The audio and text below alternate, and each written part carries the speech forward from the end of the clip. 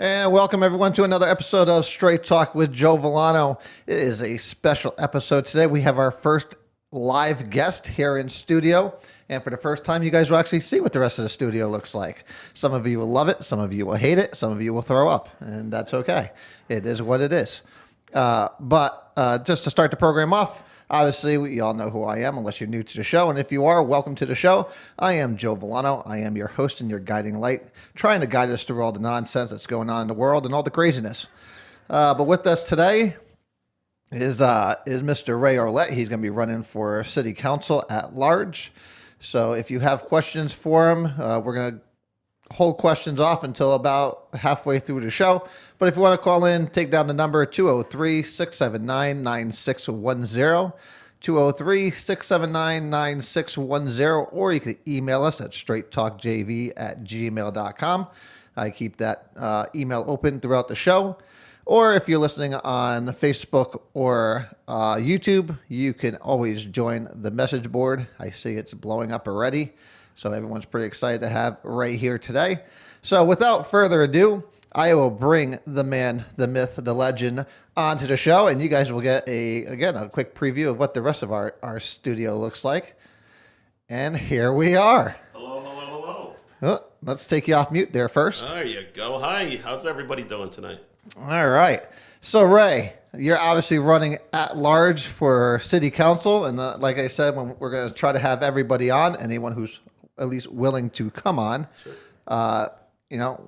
We want to hear directly from you guys, so you guys could let me know. Hey guys, this is, like I said, this is our first in studio show. So if you're hearing feedbacks or any kind of audio things, just let me know. Just throw it on the chat board so I can make adjustments here as we go through the show. Like I said, we're going to be testing some equipment out here. But as you can see, Ray is here. And we are ready to go. So Ray, why don't you give us a little bio on yourself and let us know why you are running for city council? Go for it. Well, yes, I am Ray Olette, the one. I was born and raised here in Meriden.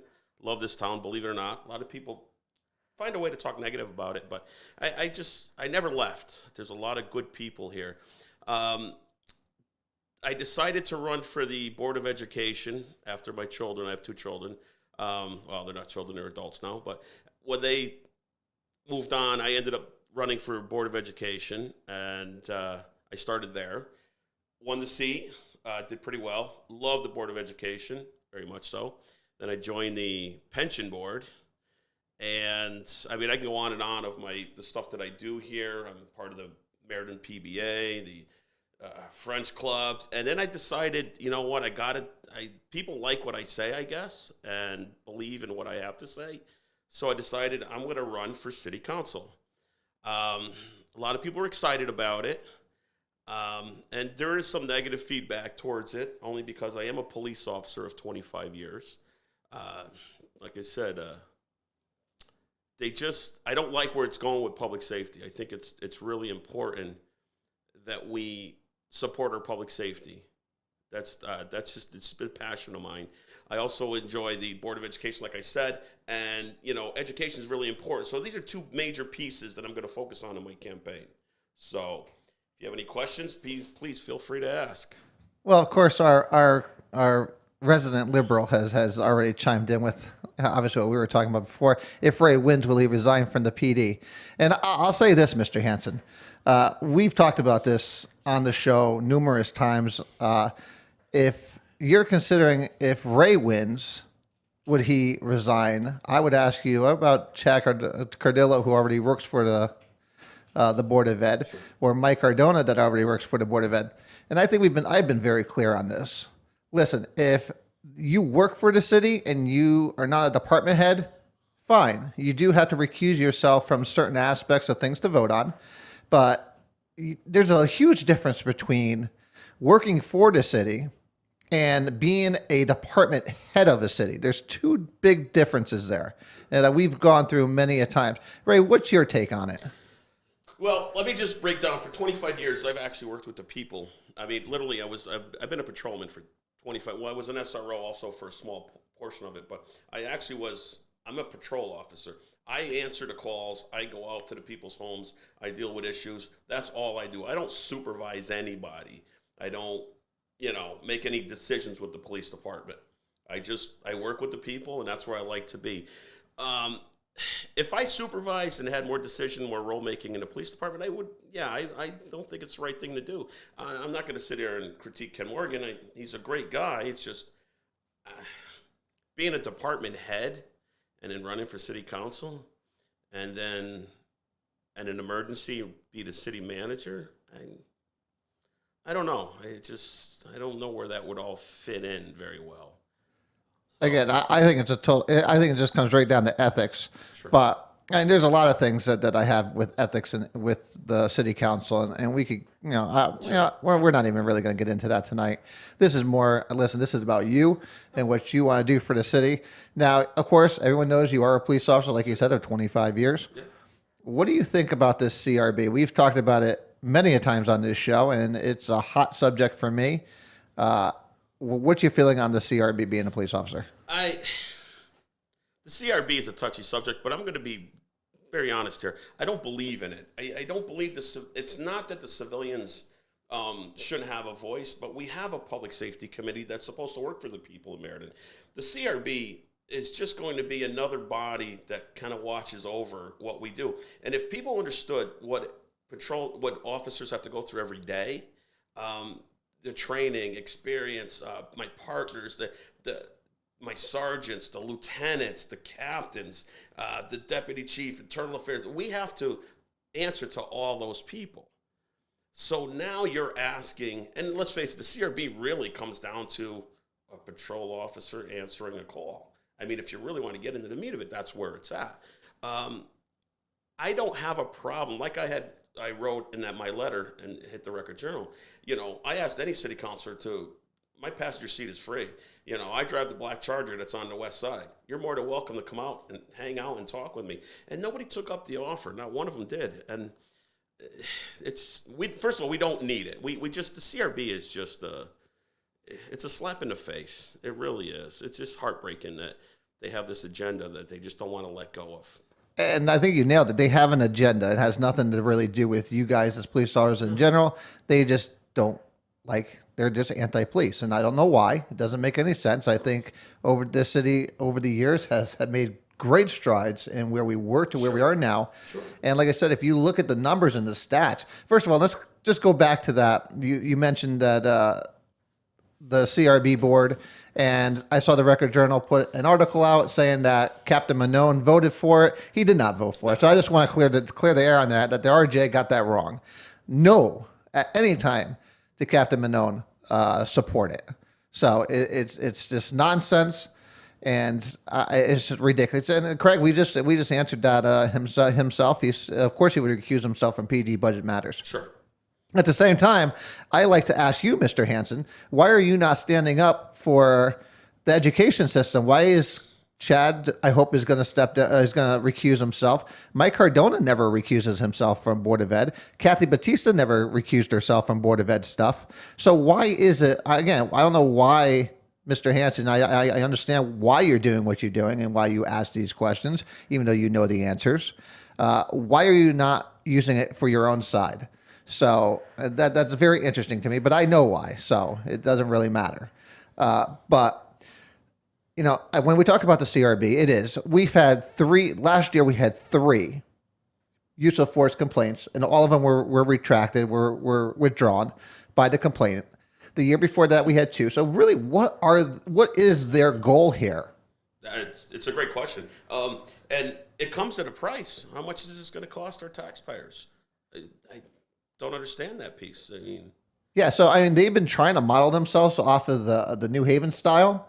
Now, again, New Haven's spending over $100,000 per year on their CRB. Yeah. And so far, I think right now they're trying to allocate $6,500. If they think $6,500, what kind of training is that going to get these people? It's not going to get them training at all. No. It's not going to get them training at all. So you're going to expect that this panel to oversee a police department that is highly trained, yeah, and they're not going to train themselves to know what's actually going on. Correct. And like you said, you offered your seat. None of them take it up. No, I know that. And they brought in Chief Rosado. Chief Rosado's a great guy. He really is a good person, good human being. He's got a heart of a gold. You know, you brought him in to do a job. Let him do the job. Let him do the job. Well, the thing is, they want to micromanage them. They want to make those decisions, and then again, the gall of them to turn around and say, well, why is there this tension between City Hall and the police department? It's like, come on. I was like, are you serious? Every step you've made, you've done nothing but try to friggin' undermine the police department. It just doesn't make any sense to me, and I just don't see. I know where their end game is, and that is to literally handcuff you guys from doing your job. Sure. And you know, it's just a case in point about the whole, any city council can come out and ride along and understand it. We're open 24/7. We don't shut down. We have kids working on weekends, working double shifts, and I call them kids because they're a lot younger than I am. You know, they're missing holidays and dinners and moments with their families because we're out here protecting the citizens of Meriden, which we all love to do. We really do it. Why would everybody says, why do you do what you do? I'm like, it's because I enjoy it. you have to enjoy it. Listen, to be dealing in today's climate and being a police officer, you have to love it. Because if you don't love it, then I don't know what the hell you're doing it for. I mean, because they're looking every which way. Everyone has their cell phones out. Every time you're doing anything, everyone's trying to play gotcha with the police department, but yet none of them want to go put a uniform on, which is amazing to me. And again, I think their agenda is simply just to sit there and handcuff you guys so you just can't do what you do. I don't know why. I don't know why anybody would want the streets to be an unsafe place. You know, and I say this all the time with you know, the majority leader. It's the first time I've ever seen leaders in this city try to show Meriden and perceive it to be a bad place. It just doesn't make any sense to me. Yeah. So, but yeah, listen, as far as the CRB is concerned, I think it's going to happen. Like I said, I talked about it last week on the show. I think the Democrats on the council are hell bent on it. I hear there might be one or two that are starting to peel off from it. I hope so. I hope they honestly just, I don't know, maybe suspend it for a while and just do a little more research and a little more looking into it and just, you know, they had that survey. The survey didn't even show any use of it. That survey was a total backfire for them. And I think the one that I believe there was another one from a third party that did one also, and I think that's when a couple of your Democrats started to peel off of it. Because again, when that third party survey came out, I said, listen, they know they have a problem. At least the Democrats, the third party Democrats that are the nonprofits know they have a problem, and they need to know how bad it is. And I think they saw it, and I think they started reaching out to the counselors saying, hey, this is a bad idea. I get emails all the time from old school Democrats who do not like this racial stuff, do not like this anti-police stuff that's being pushed in the city. Again, I don't know where you guys stand on it. I know the police department has to walk a very fine line, but I mean... yeah, just like I don't even know what else to say about it, but the fact is... you know, it's driving a little morale issue between the police department and the city council. You know, certain sides, and they just don't want to listen. I'm not saying we're perfect by any means. We can all do better, but to do the CRB thing just so you can babysit the police department to have that kind of pulse at City Hall, I don't know. Doesn't sit well. Yeah, I agree. So let's kind of change topic there. Sure. Let's talk about. Listen, we get a lot of complaints about blight in the city. Yep. You being as a police officer, I'm sure you see a lot of the blight that's going around in the city. Mm-hmm. What do you want to see happen with in regards to the blight, and how can you as a city councilor start tackling it? So, and I absolutely love this piece, and only because I give we have green sheets at work. They're like. We see blight that we want to clean up the house. Like I go to a house and so forth. So, and there's I'm not going to, but there's a certain house on West Main Street. I drive by that thing every day. It is just short of atrocious. And I'm like, I'm like, we got to do something about this. Is not West Main Street. And so what's called the green sheeted. I green sheeted it. So I'm kind of waiting on a response to see what they're going to do about it. Yeah, we gotta start going after these landlords. I know times are tough with COVID. I get that. I really do. But the fact is, we still have to address the issues at hand. Life still has to happen. These people are, somebody's house they're living in, it's like, we got to clean them up. Well, I know the Blight Commission had a meeting with the mayor a couple of weeks ago, or about a month ago. I think I saw them outside City Hall, and they were going to meet. Listen, the problem is, you have a board in place now in the city, and with the boards and commissions, and I know Sean McDonald's on it, Heidi Boyd's on it, Rick Matchbury is on it, and they're trying to do their best to identify these places and to get them cleaned up. But it seems that nobody at City Hall is doing anything about it. So they keep referring these things over, and they just go nowhere. We got to hold people accountable. If we have we have people in place to kind of get after these landlords, well, we have to hold them accountable. They have to start doing, going after these houses, regardless as if it's just putting, pen to paper. Just do something. Show us something. Yeah, and Craig, I forgot. Sorry, Craig. I know Craig Hansen's on the board also. He was on it even when I was on it. Yep. And again, the board does a great job. But like I said, when they bring things forward, nothing ever gets done about it. And I think that, again, it brings us into another issue that I have with City Hall personally, is that there is absolutely no accountability in City Hall. And prime example would be, you're a police officer. You have to deal with dispatch on a daily basis. And that is absolute. You want to talk about a crisis in the city. That is a crisis in the city, where you have these guys working 90 to 100 hours a week. Yeah. And you guys have to rely on these guys to do your job. Yeah. I got to be real careful what I say here. I'm really passionate about this topic. Dispatch, we have some wonderful, wonderful people in dispatch, and they're running them ragged. They are straight up running them ragged. And it's still happening. And we had one dispatcher that had to come off her vacation. She had like 2 days left of her vacation. She had to come back and work a shift and then go back on her vacation, because she was mandated to do so. I don't understand why they're not taking this very seriously. It just doesn't sit well with me. I don't get it. I don't think it sits well with anybody. I don't know what the hell is going on down there, but and every time you mention it, it's like, oh no, we're doing everything we can. We're taking this so seriously. But yeah, again, every public safety meeting is canceled, so they're not tackling it there. HR obviously isn't tackling it. They were supposed to have new dispatchers already being put on the shifts over the last couple of weeks. Hasn't happened. You're supposed to have fire department and the police department kind of subbing in. That hasn't been happening. In fact, well, I'm going to correct you. I know the other day I went up there, had to get some stuff. There were 2 firemen sitting there. I don't know in what capacity, but they were sitting there and they were working the fire side. So I'll give them that. Okay. But that was one day. I mean, I'm not saying. Yeah. And I know one of my buddies, he actually fills in on his own time. Well, not his own time, he gets paid for it, but on midnight shift, he'll come in and I think he's worked 2 or 3 shifts. But that's it. This has been going on for... It's been going on for a year and a half. Year and a half. Year and a half has been going on, and nothing's happening. Yeah. And again, when they talked about the CRB and the whole thing was, well, we need to do something before something happens. This is where you should be doing it. This is when something's going to happen. It's got to be. And you're going to sit there, and I know already they're going to go after these dispatchers when something does happen. And I'm going to absolutely lose it, because this has been known for a year and a half and no one's fixed it. Ms. Price apparently is certified to jump on the phone, and she's not on the schedule anywhere. She doesn't fill in anywhere. These are the type of things that people see and like, well, what the hell? Where is the accountability? I don't know. I don't get it. And I'm hoping that when you get onto the city council, I hope and pray that you're going to be the one, because I know you, and you're very blunt and you're very straightforward. I am.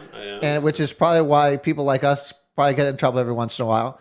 But this is why I'm wearing the bracelet. I was told to wear the bracelet. This is the bracelet of think before you speak. Yeah, no bracelets here, guys. Yeah, no, I let it go. Yeah, I will, say though that it is. I don't get it. Something's got to get done. It's just amazing to me. It's amazing. It really is amazing. Because we have, again, I've talked with former dispatchers and dispatchers that I've left who said, "Hey, listen, we'll come back." Oh yeah.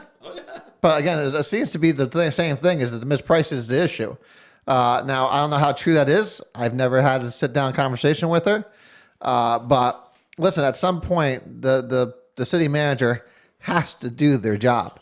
And again, he says he's a dispatcher. He should go down there and start filling in some of these shifts. If you're a dispatcher, by all means. By all means. Go down there and relieve these people. You know what? Because those dispatchers, there's some good dispatchers that have been doing this just as long as I have. And they're fed up and they're tired. I won't name names, but they are tired. They got another one. She's like, I'm done with this. She's waiting for a certain time soon. And she's like, I'm done. I can't.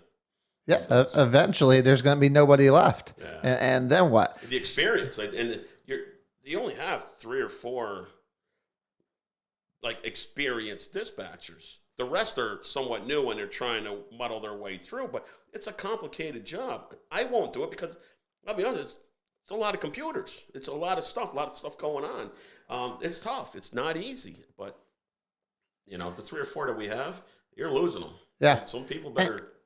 Start listening here. Same thing with the police department. Yeah. When we talk about the CRB and we talk about them trying to handcuff what you guys are doing, and like I said, I think you're doing a thankless job for thankless people, and well, for mostly if you're talking about City Hall, I think the people of Meriden absolutely appreciate and love you guys. Well, yes. That's no doubt, because I get that all the time, and every time I'm out on the street, people are sitting there going to me, "Hey, thank you for speaking up. These police officers are amazing." I think the surveys prove that. So you guys just keep doing what you guys are doing. You guys are doing a great job. I think the chief is an amazing man. Really good person. I've met with him multiple times. We've done. He's been on this show. Yeah. We've done another event together a couple of years ago. Amazing guy. Yeah, it's absolutely correct. And we're for the most part a younger department right now, and we got some really good, talented kids that are coming up, and they're the same thing. They're like, well, I don't want to, we get no support from this or this, and the chief's doing the best he can. He got guys like me. We still talking and said, listen, just gotta. The rest will come. You just got to fight through it, Well, we have a lot of good, talented kids. We took a lot of guns off the streets, this year. There's quite a bit of work that goes on behind those gun calls, and we get it done. Yeah, but here's the thing, though. They need these new officers need the experienced guys like yourself to guide them the correct way of getting things done. The problem is, come next year, 24 of you could be out the door. If we need to make sure we take care of this whole abuse of force committee crap that's going on. We need to take care of the pension. That's going to be a huge issue. So don't forget that's also fire. Fire and police are together. Correct. So I can't even tell you how many of your firemen could be walking out. But just leave it alone. We're not asking. Just leave it alone. Right. There's rumors they're gonna take it. Yeah. So that's just another issue that we need to take up next year. And if we don't take care of these, again, we lose a lot of experience. Experience goes a long way, especially in that kind of job. Sometimes you wonder if that's what they want. I don't know. Honestly, maybe they do but again, why would officers want to be officers when they're good?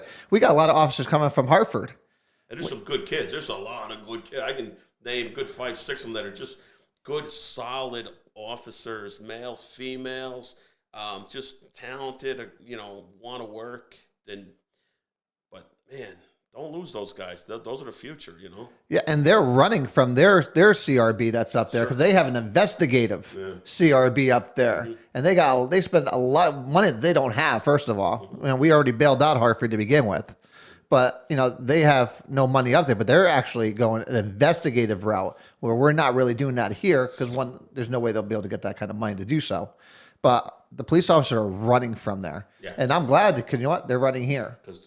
And there's some good talent. So we need to treat them fair. We need to treat them with respect and, treat them that they belong. And that's the most important piece. Absolutely. So let's say, again, you talk about, you're obviously big into education. Yep. What else do you want to do in education now? Education right now? I'm running for city council, but if I don't win the seat, I still want to focus on, obviously public education. And we have to drive it home. Kids are our future. 100% kids are our future. And I know people are like, well, this and that in the budget, but it doesn't matter. Unfortunately, these kids come from, homes. They go to school, they get a good education, and we want to give them the best education we can. That's really the most important piece. We took over Edison Middle School, and what you did is thinned out the classrooms in the middle school. And if you don't have 30 kids in a classroom, they learn a little better. There's a little more room to breathe, a little more room to learn. So we've done that piece. So we just got to keep pushing forward, and I think you guys have done a great job on the Board of Ed. And again, the Board of Ed, to their credit, has been a pretty bipartisan board from what I've seen. Yeah, we work very well together. Yeah, I don't do too much with the Board of Ed. I don't really get into it too much. I might I might attack or go after Robbie every once in a while and throw him some questions to really, bust his balls a little bit. You wouldn't be you if you were finding something on somebody. Listen, whether you're a Democrat, Republican, whatever, if you hold power in the city, you better be ready to answer some questions. Because if I see things come, like Al happened to be the only Board of Ed member there that would probably have the answers with finance stuff. Al's great at and again, I threw him the questions, and the next day he had emails in my inbox, literally breaking it down piece by piece. He's the man. They don't challenge him much. No, you really can't. He's good. He's good. So what else you got? You got more questions over there? So let's see. Not just everyone praising you. Wow, no kidding. Just praising you. Well, thank you. I appreciate that. So everybody seems to love right here.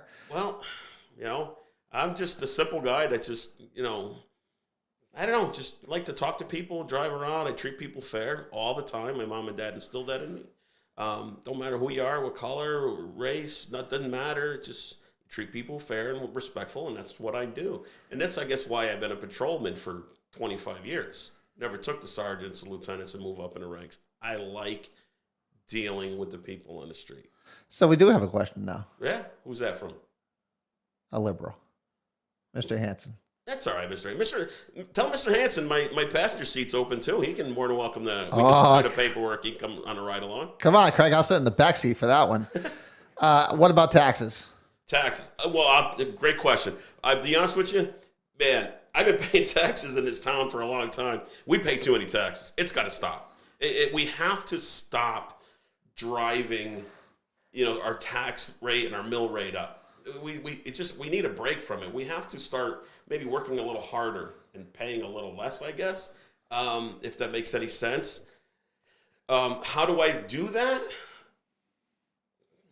Just start saying no to these projects. And a lot of these grants that we get, sometimes they come with stipulations that, paybacks, or we hire people. And like the Board of Education, we have some grants, and we had to hire teachers for a certain amount of years. So my piece is like, I won't even probably be there in 3 years. But it's like, what happens in 3 years when the grants are done? Well, that's it. They know that position is only for 3 years. The problem is sometimes we'll hire grants. Like, I'll use an example, like the SRO grant when they first, 10, 15 years ago. The SRO grant came in, and it was for 4 years. So the police department jumped on it, and they took the money and hired that. What happens is after 4 years, who paid the bill? Yeah. So the police department had to pick that up because it wasn't a key to, you can't reapply for a grant. So listen, taxes, we pay too much. It's got to slow down, or it's got to stop. The taxpayers need a break. I do have a lot to learn, but I can promise you that. And if it has anything to do with increasing taxes, man, I'm on a city. It's not going to happen. I mean, we need a break. So, since you'll be taking over in January, when you win in November, sure. You're gonna have to deal with the American Rescue Plan, and they have the $36 million that they're just trying to distribute out now. If it's not spent before I. Well, I have this prediction that if they lose majority in November, as I know they probably are, they will try to spend as much of that in December as they possibly can, without a doubt.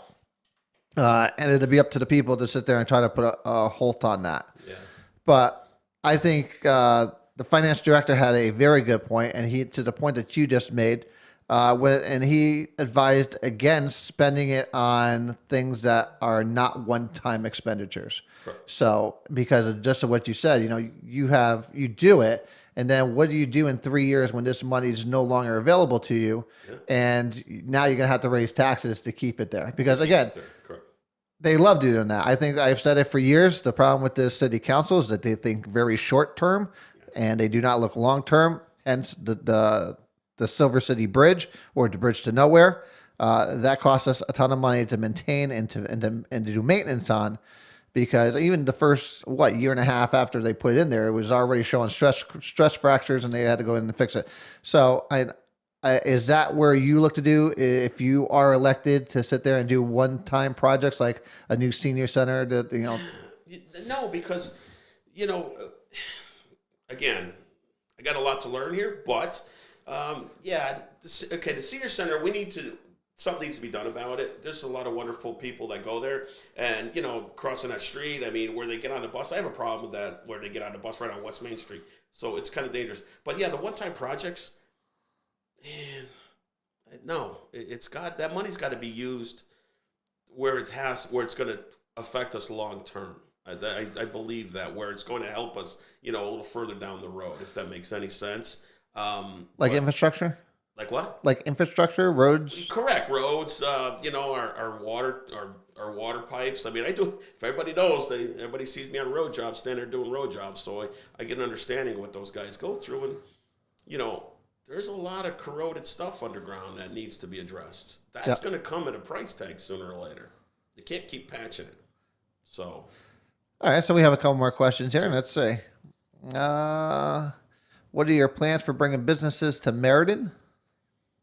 We do have an economic developer, don't we? I guess more things to learn, but economic developing, I know, use the highways. I mean, the reason why I say the highways, we're centrally located to the point where, there's an easy in and out anywhere, 691, 84, 91. It all runs through Meriden pretty much.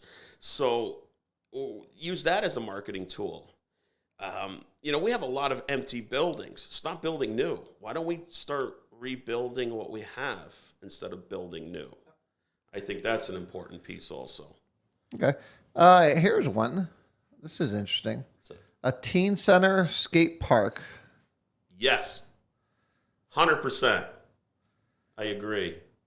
Reason why I say this is I'm a fan. Believe it or not, the skate culture is a lot bigger than people want to believe. A lot of these kids don't play ball. I'm a big supporter of this one. A lot of these kids that are out there don't have this whole superstar basketball or football or baseball talent. Skating, BMX racing, things like that nature. There's a lot of kids out there that love to do that stuff. Let's give them an opportunity. Don't we have a sign up on West Main Street that says like Fun Capital of Connecticut or something? As something to that good. I'm like, then we're missing a big piece of that fun with that skate park. That skate park that was down there, I understand why people complained about it because of the noise, because that was like they weren't concrete, they were like fiberglass ramps, and when they landed, it was just a loud noise, and I got that, but these modern day skate parks are a lot better now. But yes, I am a big supporter of the skate park. I've talked to the director of Parks and Rec, can't think of his name right now, and I've mentioned he says, well, it's going to cost money. Well, let's find the money. Well, we have the money, so this is a perfect time to do it, right? Sure. What about Falcon Field? God, listen, Falcon Field, I get it. That's untouchable, but there's a BMX track over there, and there's also a gravel parking lot. You don't need a lot of space. Yeah, so it's Playful City USA. That's what it is. So thank you, Aaron, for putting that out there. Thank you. I knew it was something like that. Yeah. But yeah, obviously, we've talked about the skate park here. Of course, my only concern with the skate park is just as long as the city is not liable for any injuries, I am all for it. I just do not want to see lawsuits coming the city's way. And of course, we don't need to do that. But the teen center, we do need it. I'll give you that. We do need it. But I mean, we had some teen nights on the green that what's her name put together? Carrie? Yes, Carrie. She put that together, and it was a nice turnout, wonderful turnout, but it brought a little bit of trouble. So we have to find a way. If we're going to do a teen center, we gotta try to control the trouble that comes in, I guess. kids get tired. Now, I would say if instead of the city taking on the responsibility for a teen center, would it be more wise and more cost effective to try to get the Boys and Girls Sure. Club, and to try to get kids moving towards that way? Sure. Again, and I love these centers. I don't like the politics that have gotten into them. Right. I have huge ethical issues with, again, I think the Y is way too much interconnected with the Board of Ed. And I think the fact that you have two brothers running both systems is a huge issue for me, especially with the Boys and Girls Club, who would always complain that they don't have their fair share into the educational system, which is true. But I also don't like the fact that now we have two city councilors that control the Boys and Girls Club, so they're getting into the game now, and one of them has direct access to steer grant funds to his own organization, which I think is highly unethical. So, getting into the whole ethics of what's going on, I just think this whole good old boy network is still in full effect. I do not like it. And if it wasn't for the fact of these conflict of interest in these nonprofits, I'd be all for the city spending money towards that to get these teens off the street. Yes. And, in a way I agree. I mean, I went to the Boys and Girls Club when I was a kid. I mean, before they had that big monster new edition added on. I loved it. I mean, it's a time that I remember growing up as a kid. It was a great place to go and have some fun. It just seems like right now, it's just like, it doesn't seem like nobody's using it. I don't know why. I don't get it. Maybe the hours or something. I don't know. But anyways, on a different note, on that whole teen center thing, also too, going way, way back, the police, we had what's called the PAL, the Police Athletic League, that was geared towards a teen center. They had like a boxing ring and some basketball hoops. And that was pretty monstrous. That was over behind John Barry. It was a freestanding building. And then for one day, they took the building down for whatever reason. I think they needed it for the soccer field. And the PAL came back. Waterbury has a PAL. It's a huge success. We're looking to bring in something like that back and make our officers, hey, you have to do 4 hours or 5 hours or 6 hours a month at this teen center or the PAL. Would they do it? What's that? Would they do it? For the most part, yes. Believe it or not, there's a lot of good kids that want to give back. They just don't want to. I don't know. They want to be appreciated, I guess. Well, I know Joseph had the opportunity to go, thanks to you and setting us up with that. Joseph had an opportunity to go down to the cadets, the Meriden Police Cadets. He enjoyed it greatly, and he will be back there on Thursday. He's excited about it. Excellent. So again, it's just these things that I don't think that most kids know about. Right. And I don't know why that is. Is it just a lack of communication? We spent a ton of money on a new communications director in the city of Meriden, and it seems that still nobody knows what the hell is going on around here. What's her name? I have no idea. I've never seen her, never met her, and I don't see any communications coming out from her. So, like I said, I got a lot to learn. So again, it comes back to the accountability for me. It's like we're spending this money, and it's a 6-figure job. So I got to imagine, what the hell is going on. And still, businesses are always complaining that they don't know what's going on coming out of City Hall. I think the parking garage down there, with people having to pay for parking now in the parking garage, in the city-owned parking garage, they never let anybody know. Yeah. And for people that get validated parking, how the hell do you do it? The city just never said anything. It's just these little things that mean a lot. And it's good. It's good revenue for the city also if they were just to organize it and make people understand what it entails. So let's see what else they have going out here. So many freaking things they're saying over here. I have to scroll back up. Nice.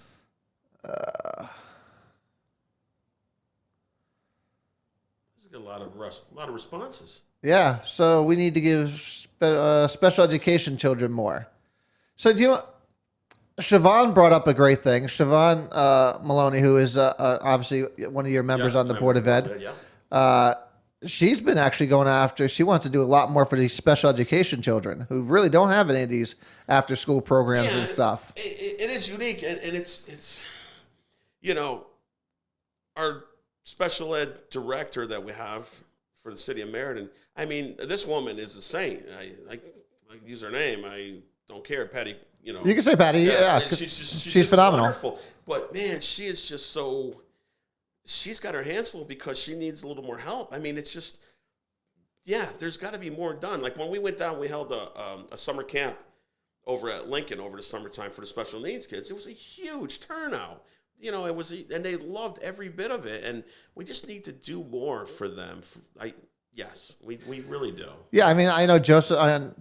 Tucker is part of the special education program here in the city of Meriden. Yeah. He started with the Pride 2 years ago, and now he's in kindergarten here at Israel Putnam. Okay. And they do an amazing job. Sure, I mean, they really do. And the communication that they have with parents, like I probably get messages multiple times a day. And you should. With the teachers. We're texting back and forth when something's going on with Tucker, when he's doing great, when he's a little bit on the edge of misbehaving. The communication is terrific. I think the special education, I think one thing that this city does not get enough credit for is their special education program. I think it's amazing. And I agree. I absolutely agree. That their staffs they run all the time just to put a smile on a kid's face. And they definitely do. I know Tucker loves all of them. Yeah, you should bring him in. I want to say hi. Okay. Knuckles. I love Tucker. He's a good little dude. Tucker down here, he'll be freaking destroying this place. Yeah. Let's see. Can't they build a skate park at the old tennis courts across from the? I think they do have a makeshift one there, now, right? Yeah, I don't know who's. It's either some local kids or somebody that knows somebody. They just putting some stuff together, and from what I understand, it's a good program because they let other kids come in and they kind of teach them, so they're kind of doing it on their own, and I think we need to find out a little more. I think if next time I work on the weekend, they're there, I'm going to stop and just say, hey. Yeah, I know someone chaperones it. So I mean, because I always see I'd someone. Like to find out. I always see somebody. I got to stop over there. Maybe I'll stop over there tomorrow. Yeah, I mean, I know there's always someone there chaperoning because I always see an adult sitting there in that chair as they're skating around. Yep. Yeah, like I said, I'm all for a skate park as long as the city's safe from it.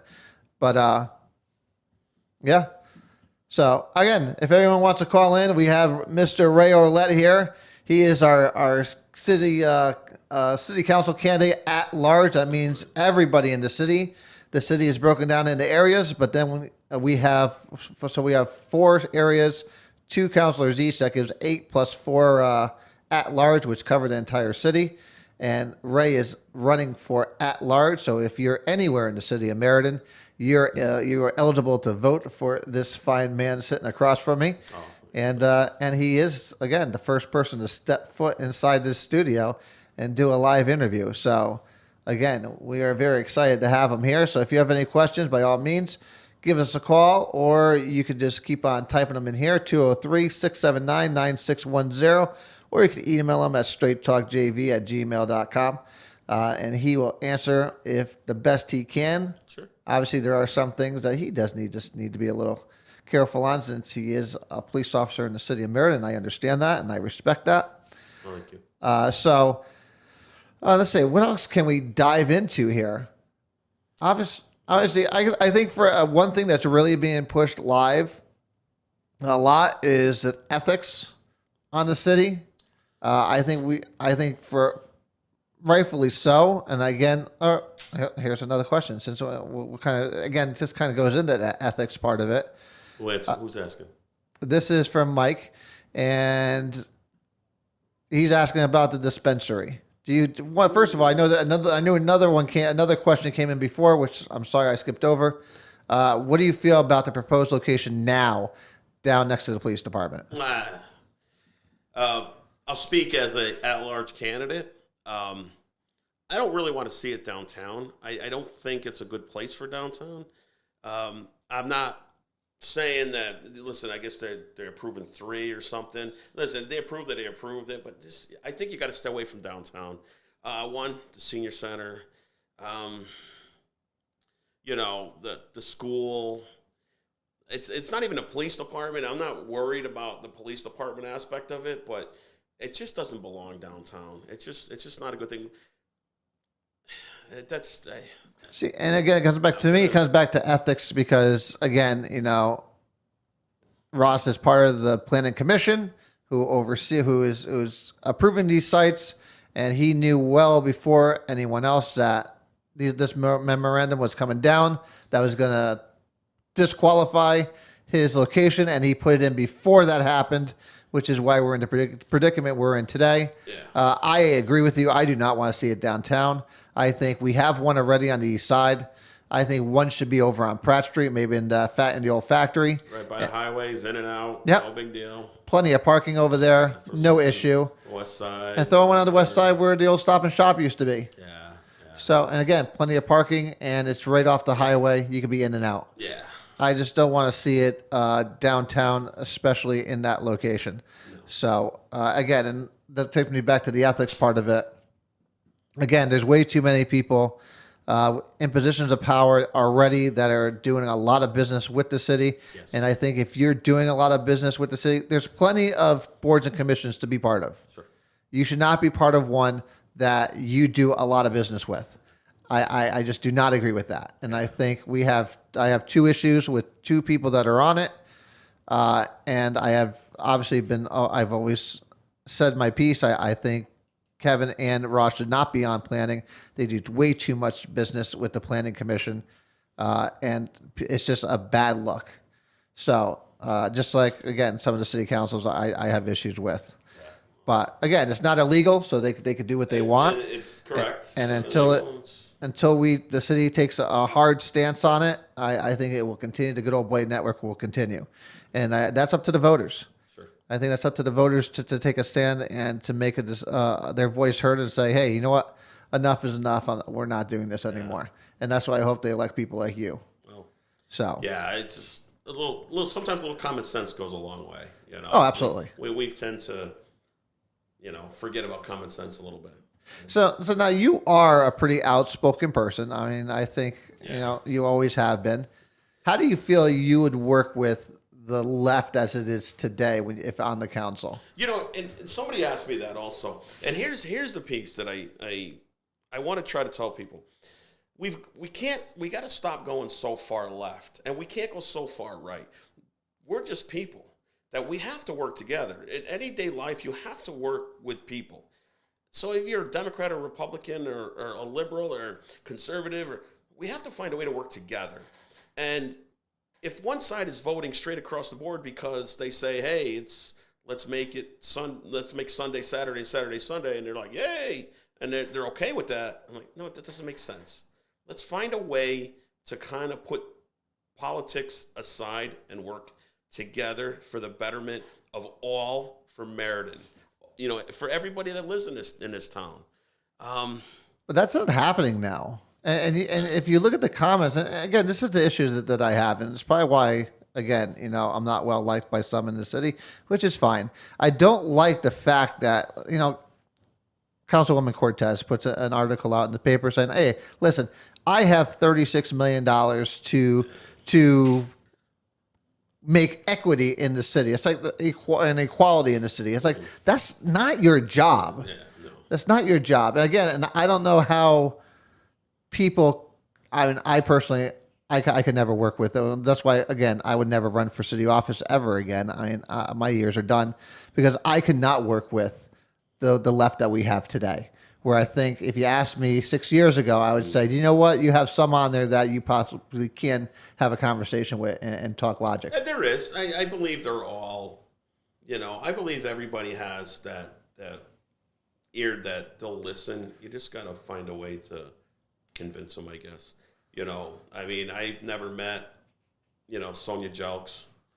I've never met Councilman Cortez.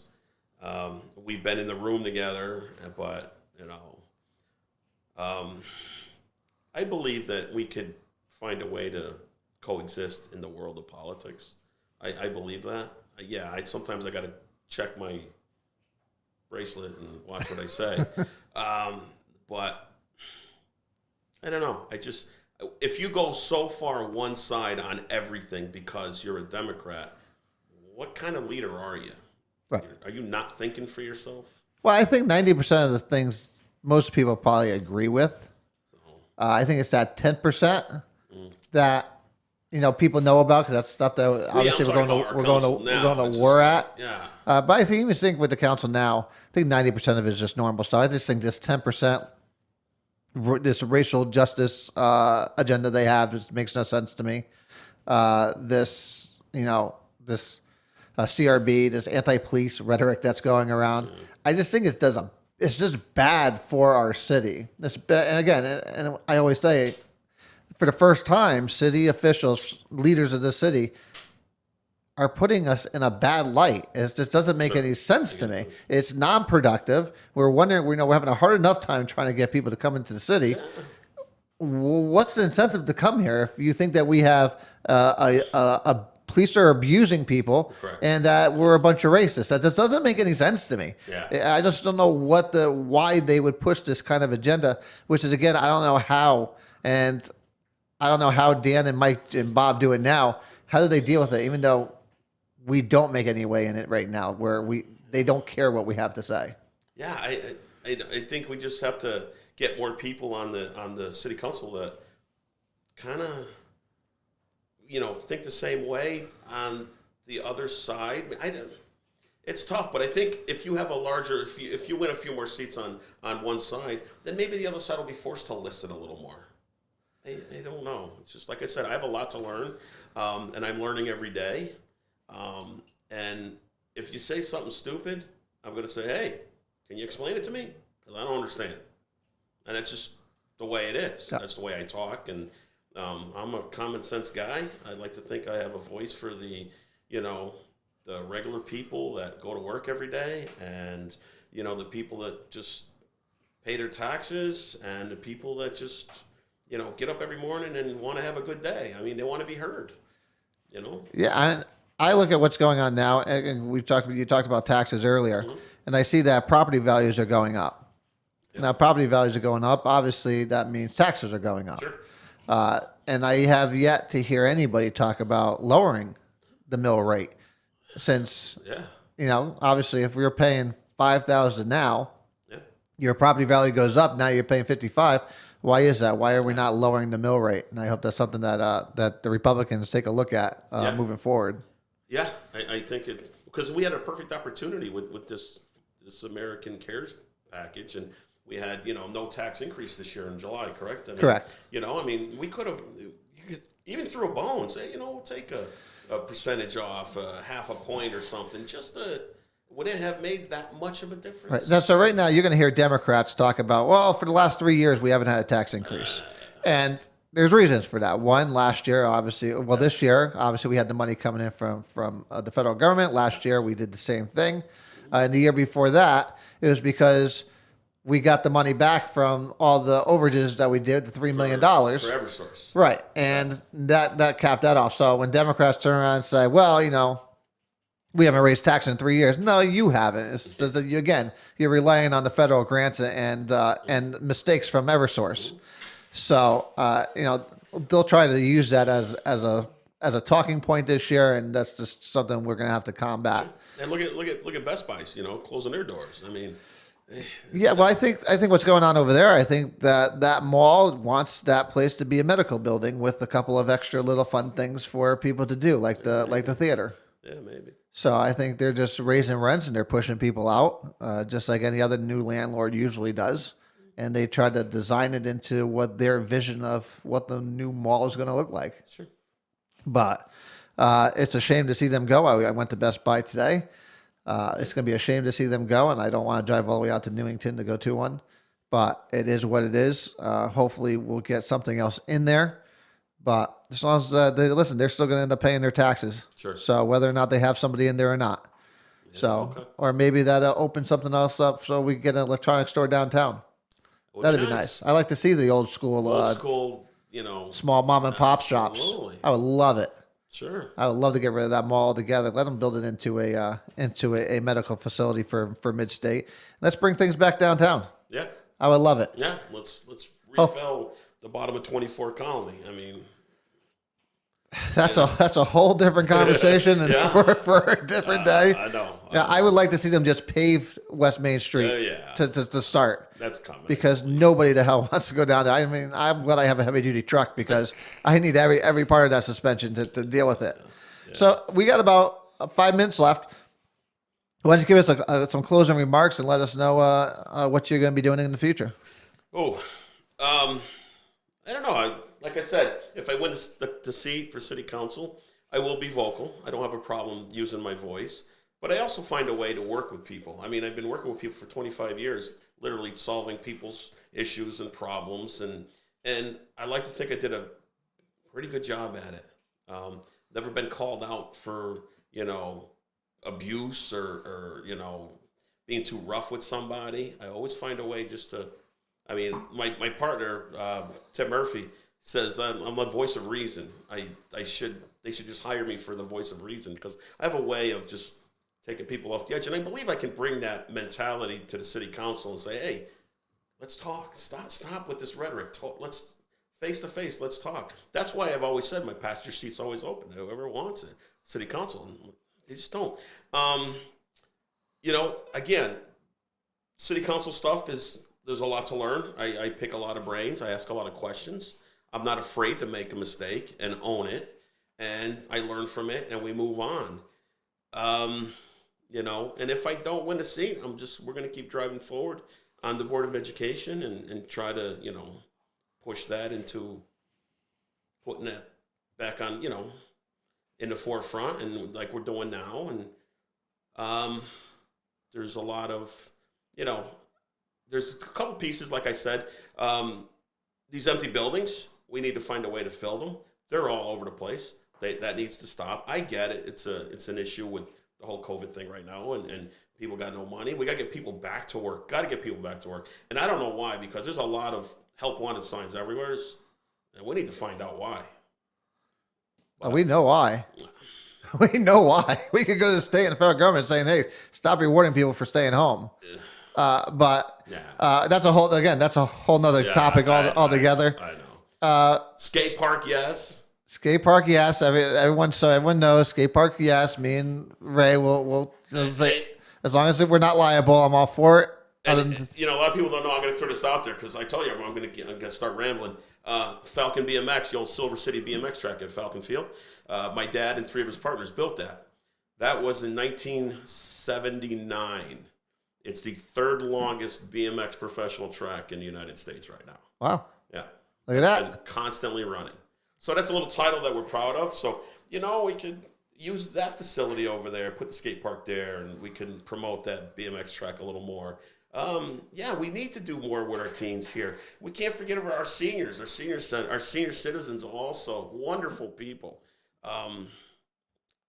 We tend to forget them, and we got to stop doing that. Also, living on a fixed income is tough because I'm going to retire someday soon, and I'm going to have to live on a fixed income, and people, it's just difficult. So all I can say is, if you believe in what I have to say, give me a shot. I am a voice. I'm not afraid to answer the phone. You can yell at me if you want to. People yell at me all the time. But I find out why you're yelling at me, and we try to make it right. So for everyone who wants to get more information on Ray's campaign, you could go to Arlette for City Council on Facebook. Yep. Obviously, he will be out and about, and you'll be able to meet him in the flesh. I know he's out at the events all the time. Absolutely. So don't be afraid to get up there and say hello to him and introduce yourself. He's very approachable. So in the mornings, I actually, when I'm working, I go to Hubbard Park, and because there's a lot of senior citizens that not all, a lot of people do their morning exercise and walk, and they feel comfortable. I drive there every morning and give them a good morning. Come on up and say hello to me. You can come up to me anytime you want to and say hello. And if I'm not busy working on something, then we can talk. So yeah, please do reach out. So there you have it, ladies and gentlemen. Mr. Ray Arlette, he is our candidate for at-large for the city council. Again, that's everybody in Meriden. So if you are in Meriden, he is one of your candidates, and I hope you give him a shout out and go to his Facebook page. And if you have any questions, always reach out to him. You can reach out here also. We will forward it over. But again, Ray, thank you for not only joining us, but for being our first live guest here in the studio. I think it went very well. I didn't hear anyone complain about any backfeeding. It was a concern of mine going into this because I didn't know how this small room that we have here was going to echo with the sound. But again, thank you, Ray, for joining us. And as always, thank everyone out there for joining us. Without you guys participating, this show is not happening. So I thank each and every one of you. As always, I love each and every one of you. So you guys have a great night. We will see you back on Thursday. And until then, we will see you later. And God bless you and God bless this great country of ours. You have a great night.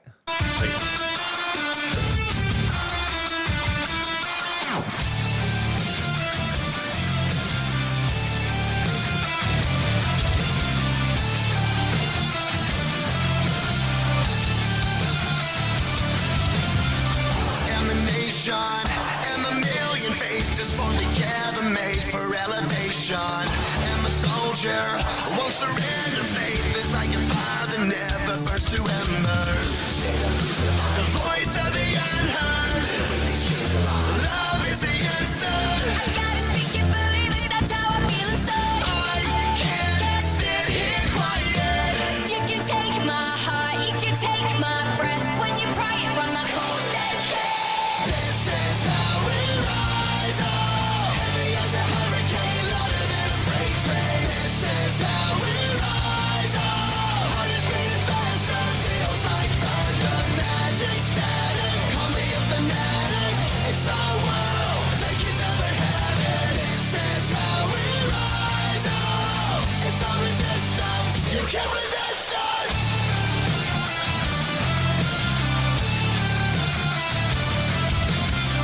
Can you hear me? Are you listening? Sleeping and the shadows could be making history.